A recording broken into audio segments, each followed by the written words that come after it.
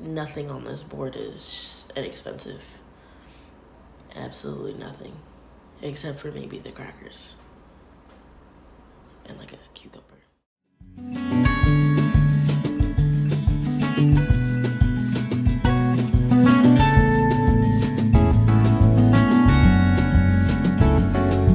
Even more interested, and I love food. I love people. I love bringing people together through food. And I love experimenting and trying new things, and it's just a fun field. It never is the same. It's always different, so it keeps you very interested. There's new trends, career changes, all sorts of things that can happen within the food business that keep you interested. Anyways, that's just like really interesting to me because I had this class this past semester, sociology of food and eating, and I read this article recently, and basically it was about how food, while it can bring people together, it also serves as a separation between those with power and those without power. And more on that is that people from the lower class eat for necessity, while people from like higher classes enjoy the taste of luxury.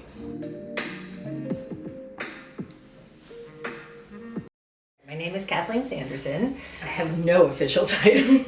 I'm a jack of all trades and a master of none. I am a culinary instructor. I am a food stylist. I am a recipe developer. I am a test kitchen person. And I do a little bit of everything to do with food. I kind of have my hands in it in one capacity or another. Since I was I've been working in the food business since I was 18 years old. So I'm not going to tell you how old I am, but it's been a life longer than you've both been alive. I promise you that.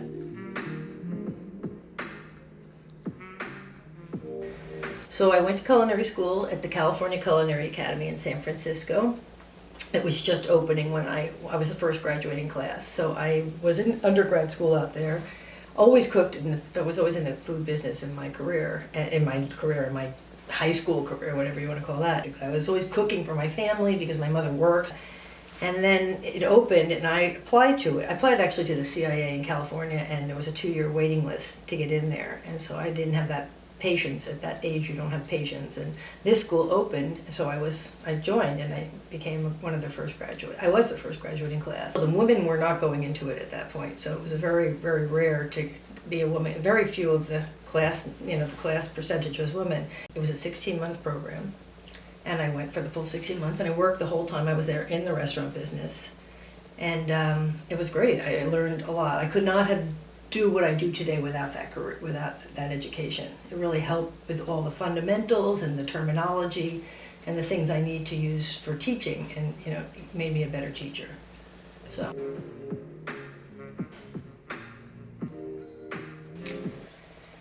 I said in the beginning, I'm a jack of all trades and a master of none. I don't have a favorite, but I love everything. I wish I loved less. I love it all.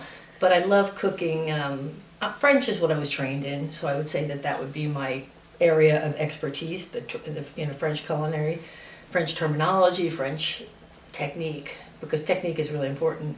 But I do everything. I do a little bit of this. I've been doing Korean lately. That's been my big thing, is to try to master a few Korean recipes, because it's fun, it's interesting, it's flavorful, and I enjoy it. So I kind of change according to what the trends are, and I try to find new foods to make it interesting. But I'll always go back to the French.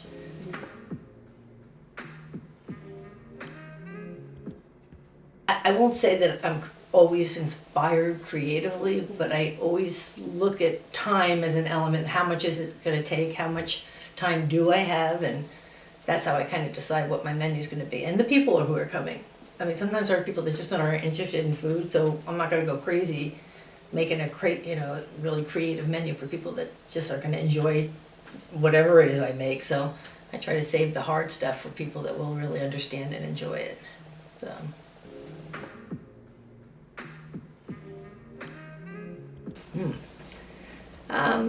Every moment in the food business when you're teaching is funny, because there's different characters, different people, and so I'm the consistent but they all make it interesting for me. What they bring to the table and how they come in with either lots of experience or no experience, and so you can find a lot of fun with that within that.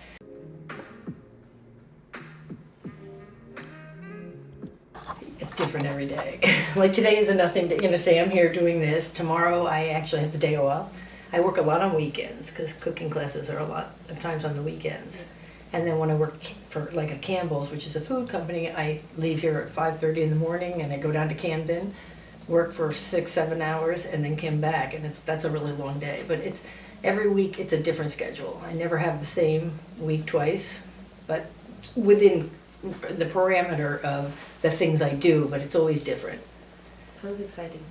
It's different, Yeah. A calendar is very important when you have the kind of life I have. You have to constantly, I have to write everything down because who knows where I'm going to be when. I have to, constantly check it to see.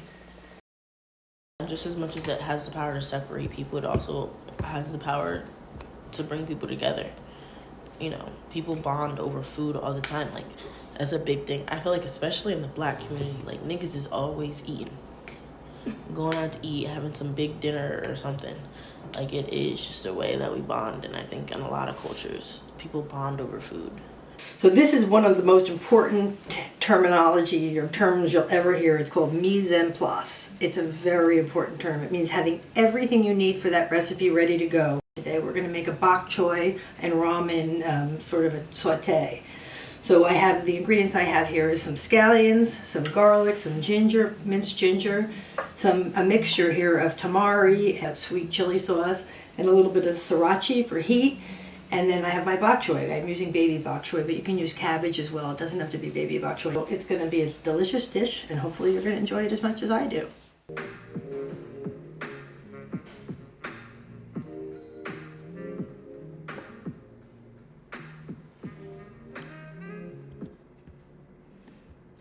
First we have ginger. So we're going to take the ginger and we're going to peel it. And I use the back of a spoon to peel it because I think you lose a lot less that way. You kind of go over these knuckles. You can always tell the ginger's good when it's really wet like this. It means it's really flavorful. And then a good knife is really important. This is a chef's knife. And then we want to slice this really thin. And then we're going to chop it. When you're working with your knife, you're working right on top of your knife, not way back here and not with your finger here, right on top. And then you push away with using the heel of your knife for most of the cooking or the cutting, because that's where your strength is. So we have some ramen noodles that we're just going to break up, and then we have bok choy is what we're using today. And if you have those little seasoning packets, get rid of them. They're good for nothing. All they are is sodium. And that'll kill you faster. And that's it for that. So we have all our mise en place. All Asian foods tend to have salty, sweet, sour, and bitter. They have a little bit of all of those components to them. So, and spicy. So that's what this has, all that in it. This goes in at the end as a finishing sauce. Whenever you come into your kitchen, boil water. Whether you need it or not, it's always good to have it. You can clean your dishes with it if you don't have it, but you always want to have boiling water because you never know. And so it's a pain in the neck to wait for it to come to a boil, which we're going to have to do. But we're going to then we'll do the stir fry part of it first, and then these will cook in no time at all. They're very fast. Okay, so when you're going to cook, whether it's a little portable burner than this or a bigger stove like that, you always want to heat your pot first. You don't want to put the cold oil into the cold pot because it takes a long time for that oil to come up to heat, and you'll break down the oil in the process. So you want to heat the pot first and then add your oil. It's a good flavor, or really no flavor, and it's a good oil. It's healthy. It's a healthier oil, as healthy as oil go, So if you want to make, that pan's nice and hot now.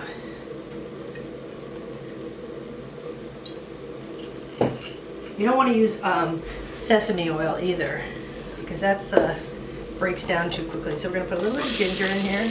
That's my favorite sound in the whole world. Garlic. And you just want to get some of the moisture out of it, and have the flavor start to come out and meld together the onions and the ginger and the scallion. Okay. So now we have our sauce that we're going to pour onto the hot bok choy.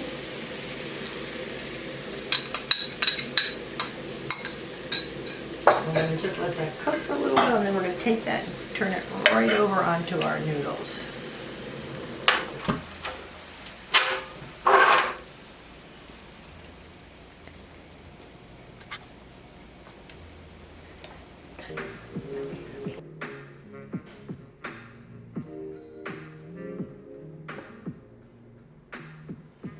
Voila.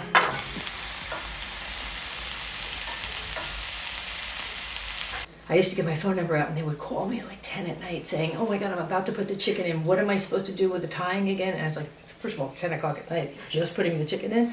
But I mean, it was that kind of, there was that kind of relationship. But it was, the thing about the food business is it's very personal. It's not, there are no parameters, no boundaries really, because people are eating at all different times. So people, it's just one of those kind of businesses that has lots of moments, but too many to even think about mentioning them. I mean, I can't even think of one offhand that was more funny than the other, but they're, as a composite, they're all really interesting. They're all fun. It kept me in it.